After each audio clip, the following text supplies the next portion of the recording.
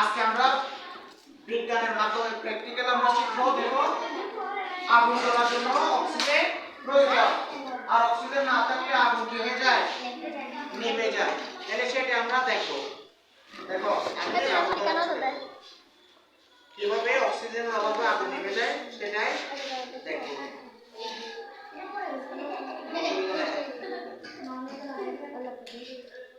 এটা আগুন জ্বলতেছে না?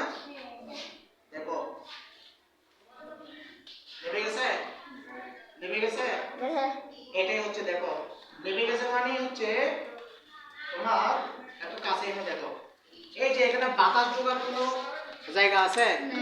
ওই যে বাতাসটাই হচ্ছে অক্সিজেন। বাতাসটা কি? অক্সিজেন।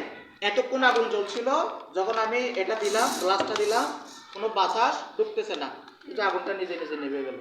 মনে করো এই রুমের মধ্যে যে আমি আগুন ধরাই দিই, দরজা জানালা সব বন্ধ করে দিয়ে আগুন নিজে নিজে নিভে যাবে, কারণ বাতাস ছাড়া কি হয় না, আগুন জ্বলে না। এই কারণে দেখো, আগুন জ্বলার জন্য কিসের প্রয়োজন? অক্সিজেন প্রয়োজন। ভিতরে অক্সিজেন আছে? নাই। এই কারণে আগুন কি হয়ে গেছে? নিভে গেছে। ঠিক আছে, এটা হচ্ছে কি, অক্সিজেন ছাড়া আগুন কি করে না, জ্বলে না। বুঝছো? ঠিক আছে,